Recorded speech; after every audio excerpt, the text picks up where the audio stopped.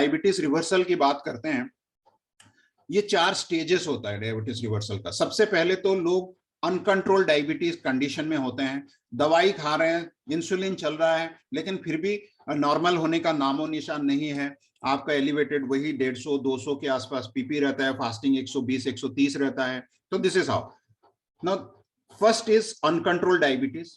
जब आप अपना डाइट ठीक कर लेते हो और थोड़ा सा डिसिप्लिन लेके आते हो, जो कि हम एलसीएचएफ में very first thing we do, so धीरे धीरे आपका जो एवरेज ब्लड शुगर है वो धीरे धीरे कम होने लगता है, और जो एक अनकंट्रोल्ड लेवल पे रहता है वो धीरे धीरे कंट्रोल में आने लगता है। आपका ड्रग्स भी थोड़ा थोड़ा कम होने लगता है, 50% 60% रिड्यूस होता है। So this stage is called control diabetes. अगर आपने ड्रग कुछ इधर उधर खाया तो बढ़ जाएगा, अगर आपका डिसिप्लिन मेंटेन है तो कंट्रोल रहेगा।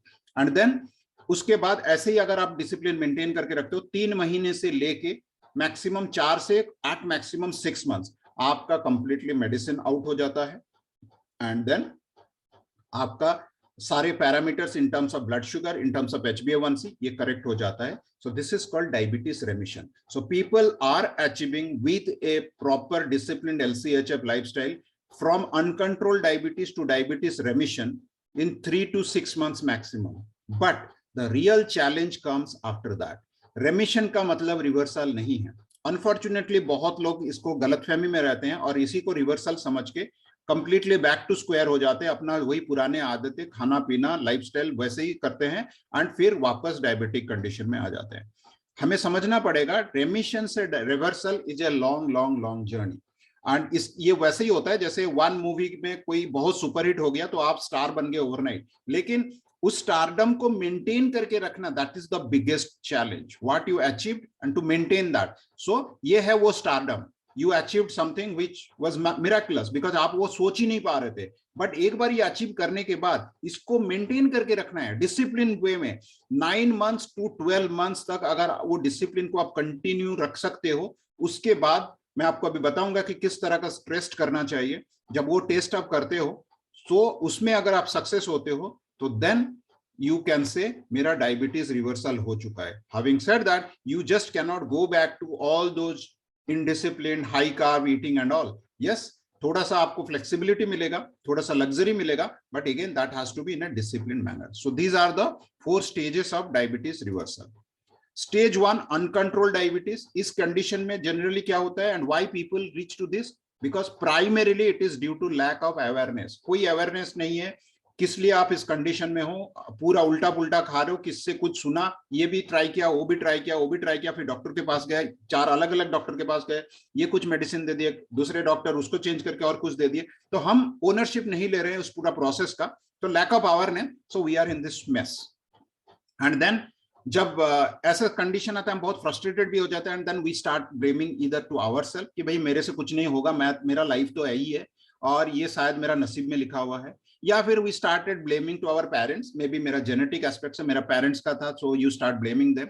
तो एक ब्लेम गेम मोड में हम आ जाते हैं, believing that it is my destiny. तो कुछ लोग इस मोड पे चले जाते हैं and then many people undergo depression. What is stage 2? एंड सबसे पहले स्टेज 2 में कौन लोग आ सकते हैं जो अपना डायबिटीज को कंट्रोल स्टेज में ला सकते हैं? People who are smart enough in terms of they are eager to learn about the real science of diabetes, what is diabetes, why diabetes happens and how this can be countered. Knowledge and discipline, these are the 2 master stroke, पूरा की point. अगर right knowledge आप लेते हो और उस knowledge को आप इंप्लीमेंट करते हो with ultimate discipline, so then you can achieve this. Increase self confidence, जब आपका कंट्रोल होने लगता है आपका कॉन्फिडेंस लेवल बूस्ट होता है, you start feeling great and you start feeling in control. Otherwise पहले क्या होता था, आप किसके कंट्रोल में हो? आप डायबिटिक में कंट्रोल में हो, आप ड्रग्स के कंट्रोल में हो, डॉक्टर के कंट्रोल में हो। नाउ जब आपका things are under your control, so you feel great. Increased hope and dreams, तो फिर आपका होप बढ़ता है, आपका ड्रीम्स बेटर होता है कि yes one day I will leave A diabetic free, disease free life. फिर आपका आता है डायबिटीज रेमिशन। डायबिटीज रेमिशन में जब आपका पैरामीटर्स करेक्ट होने लगता है, आपका ड्रग्स बंद हो जाता है, तो this is a great scenario. However many people start doing the mistake at this situation. फिर क्योंकि वो लोग ओवर कॉन्फिडेंट हो जाते हैं, उनको लगता है कि चलो मुझे तो तरीका मालूम हो गया कैसे क्या, चलो थोड़ा बहुत मीठा खा लेते हैं, पार्टी कर लेते हैं, ये कर लेते हैं, वो कर लेते हैं, देन अगर उस मोड पे फिर चले गए ओवर कॉन्फिडेंस होके, या feeling that I can manipulate things at my will, okay, so ये जो एक फॉल्स बिलीफ सिस्टम उनका होता है कि भाई मेरा डायबिटीज तो रिवर्स हो चुका है, ठीक है, and then sometimes people go back to their old eating habits. So ये सबसे मुश्किल चीजें हैं।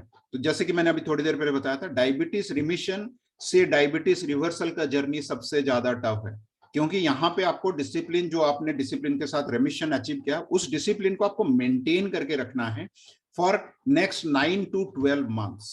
सो आप अगर 5.7 से नीचे HbA1c से अचीव किए हो, तो आपको कंटिन्यूअसली नेक्स्ट 3, जो 3 महीने के बाद आप जब 3 बार टेस्ट करोगे, तीनों टाइम में अगर 5.3 के 5.7 से नीचे आएगा, तभी जाकर आपको कॉन्फिडेंट होना चाहिए कि yes I am in the path of reversal. May be चौथा बार जब मैं करूंगा तो वो वहीं पे ही आएगा। So that is how your confidence boost होता है। एंड डायबिटीज रिवर्सल, सो कैसे आपको पता चलेगा आपका डायबिटीज रिवर्सल हो चुका, मैं अभी आपको नेक्स्ट कुछ स्लाइड्स में आपको दिखाऊंगा। नो ऑल योर पैरामीटर्स, आपको सिर्फ और सिर्फ आपका ब्लड शुगर को देख के कॉन्फिडेंट नहीं हो जाना है कि भाई मेरा डायबिटीज रिवर्सल हो गया, या HbA1c को देख के आपको कॉन्फिडेंट नहीं होना चाहिए।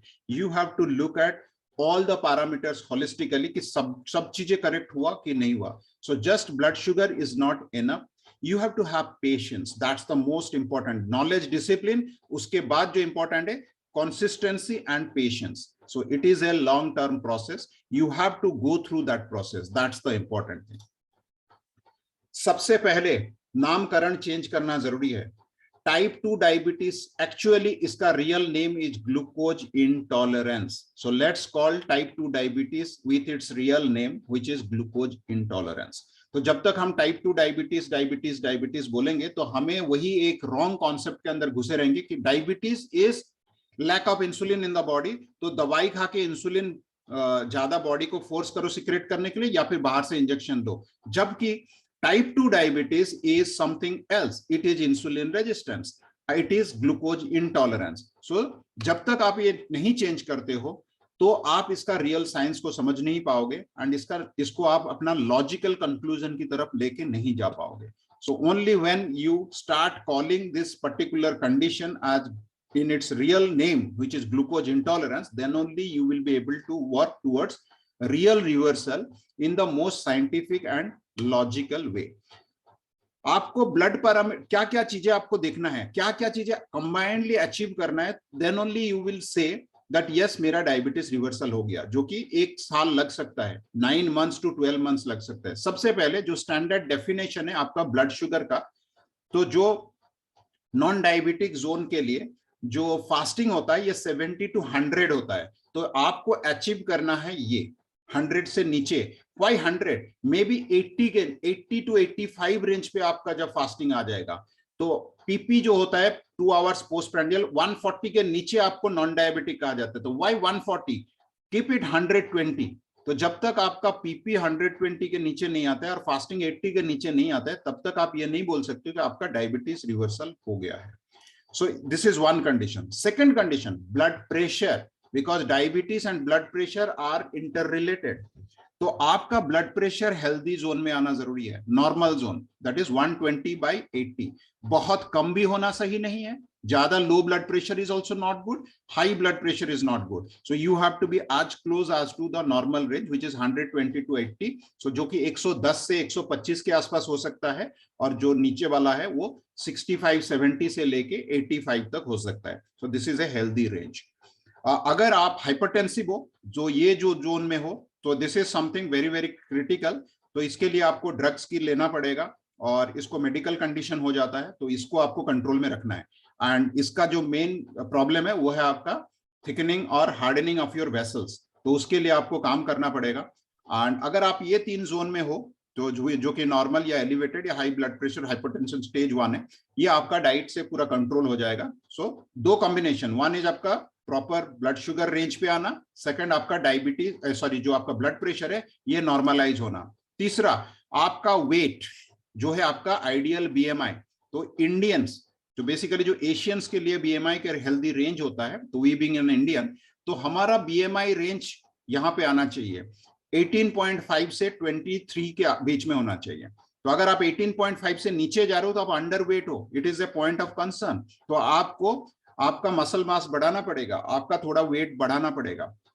But as long as you are not going below 18.5, you should not worry much. Okay, क्योंकि मेरे पास लोग आते हैं जैसे ही LCHF में जाते हैं उनका 3-4 किलो कम हो जाता है तो बहुत पैनिक हो जाते हैं, सर मेरा वेट लॉस बहुत ज्यादा हो रहा है। पहले आप देखो आप हो कहाँ पे, क्या आपका BMI जोन के अंदर हो या उसके नीचे चले गए। आज लॉन्ग आप 18.5 BMI से नीचे नहीं हो, आपको पैनिक होने की कोई जरूरत नहीं है। और थोड़ा बहुत चीजल दिखेगा, मुंह थोड़ा पतला होएगा, घर वाले बोलेंगे कि भैया बीमार दिख रहा है, बट वो उसको आपको इग्नोर करना पड़ेगा। एंड यस 23 के ऊपर अगर हो तो आप ओवरवेट हो। तो अगर आप 23 के ऊपर हो एंड फिर आपको लग रहा है कि मैं वेट लॉस कर रहा हूं, आपको और ज्यादा वेट लॉस करना है। And then lipid profile. Now lipid profile पे आपको ध्यान देना है, क्योंकि आपका blood sugar correction, blood pressure correction, आपका वेट करेक्शन होने के साथ साथ आपका लिपिड करेक्शन भी होना चाहिए।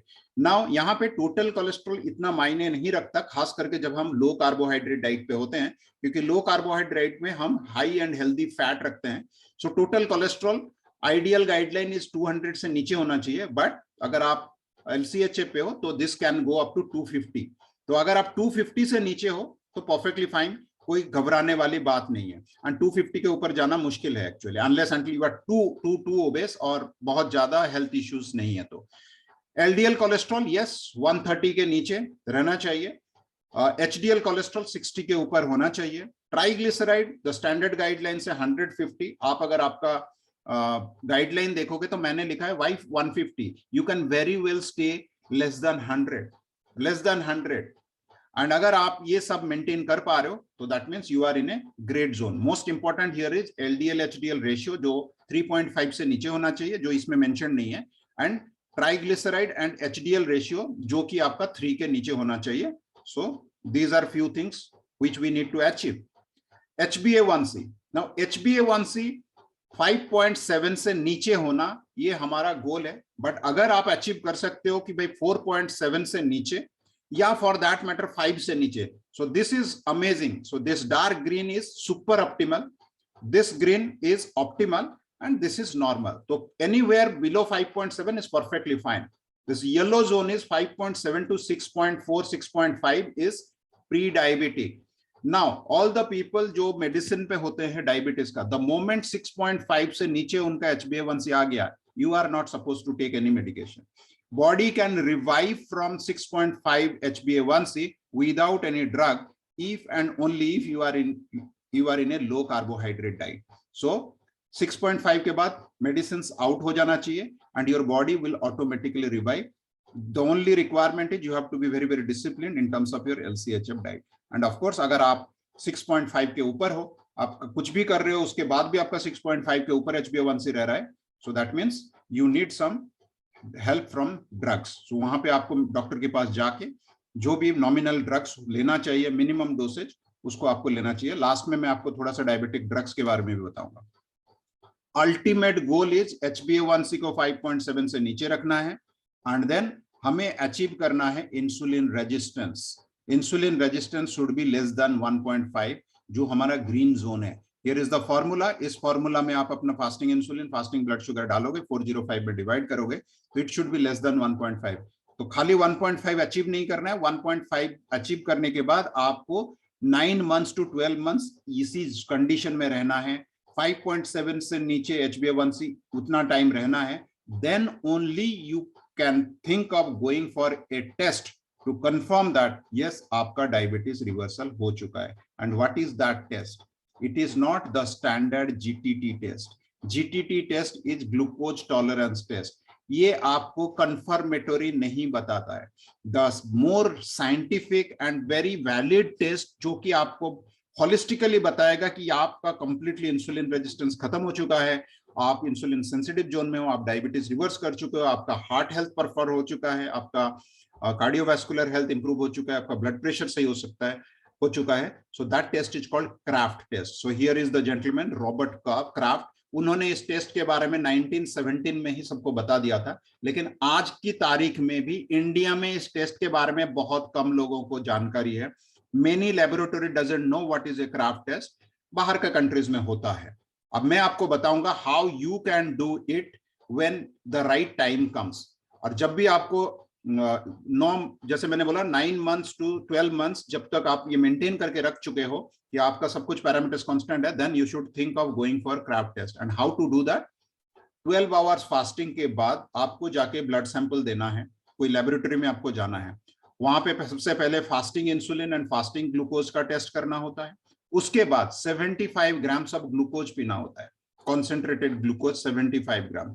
एंड कॉन्सेंट्रेटेड ग्लूकोज 75 ग्राम्स पीने के बाद आपको आधा घंटा 30 मिनट्स में एक सैंपल देना है, 60 मिनट में एक सैंपल देना है, 120 minutes which is 2 hours, and then 3 hours. आपको 4 सैंपल उसके बाद देना है। एंड सारे सैंपल में से आपको फास्टिंग मतलब इंसुलिन एंड ग्लूकोज, ये दोनों चीजें का रिजल्ट निकालना है। सो अगर आपको देखना क्या है, आपको ये देखना है कि जब आपका जो 2 आवर्स का जो इंसुलिन रीडिंग है और 3 आवर्स का जो इंसुलिन रीडिंग है, ये दोनों को अगर आप ऐड करते हो और ये दोनों अगर 60 से नीचे आता है, 60 जो उसका जो मिलीमोल का जो यूनिट होता है, 60 unit, now what is 60 unit मैं अभी आपको बताऊंगा, उससे कम आता है, then you pass the Kraft test. So आप तभी जाके कंफर्मली बोल सकते हो कि yes, my diabetes has been reversed. So this is what आपका 5, वैसे तो जो मोस्ट आइडियली क्राफ्ट टेस्ट जो रॉबर्ट क्राफ्ट ने डिस्क्राइब किया है उसमें 7 टाइम्स सैंपल लिया जाता है, but yes we can ignore this 4th and 5th one. तो हम 5 रीडिंग के साथ भी क्राफ्ट टेस्ट को कर सकते हैं। और इसमें जो करना पड़ता है वो ये है कि फास्टिंग इंसुलिन लिया जाता है, आधा घंटे के बाद इंसुलिन लिया जाता है, 1 घंटे के बाद लिया जाता है, and then 2 hours and 3 hours. Generally अगर हमारा इंसुलिन रेजिस्टेंस खत्म हो चुका है बॉडी में एंड हम लोग इंसुलिन सेंसिटिव अचीव कर चुके हैं, तो this is how the ideal should be happen कि आपका जो फास्टिंग इंसुलिन या 10 से नीचे होना चाहिए। The more closer it is to 6, great, but definitely it has to be less than 10। उसके बाद आपका जो 2 पिक आएगा वो आधा घंटे में आएगा एंड 1 आवर में आएगा। तो ये ऊपर नीचे हो सकता है, कुछ लोगों का आधा घंटा वाला ज्यादा होगा, 1 घंटे वाला कम होगा, या वाइस वर्सा हो सकता है। हाउएवर उसके बाद 2 घंटे में जो है ये ऑलमोस्ट 50% आएगा, 3 घंटे में उसका 50% आएगा, एंड आगे अगर आप करते हो 4th and 5th आवर्स में, this should be as close as to the fasting, और उससे कम होना चाहिए। Now the key here is to what to achieve for insulin confirm insulin diabetes reversal is 2nd hour and 3rd hour का जो insulin reading है, तो इस केस में ये 30 है एंड यहाँ पे 13 है, तो ये दोनों को जब आप ऐड करते हो, दिस शुड बी, ये दोनों में से जो हाईएस्ट है, तो इस केस में हाफ एन आवर में 59 है एंड 1 आवर में 61 है, सो लार्जर इज द 61। तो ये दोनों का addition which is 43 should be less than the maximum value. अगर ये कंडीशन आप अचीव कर लिया तो you can say that you have passed the Kraft test.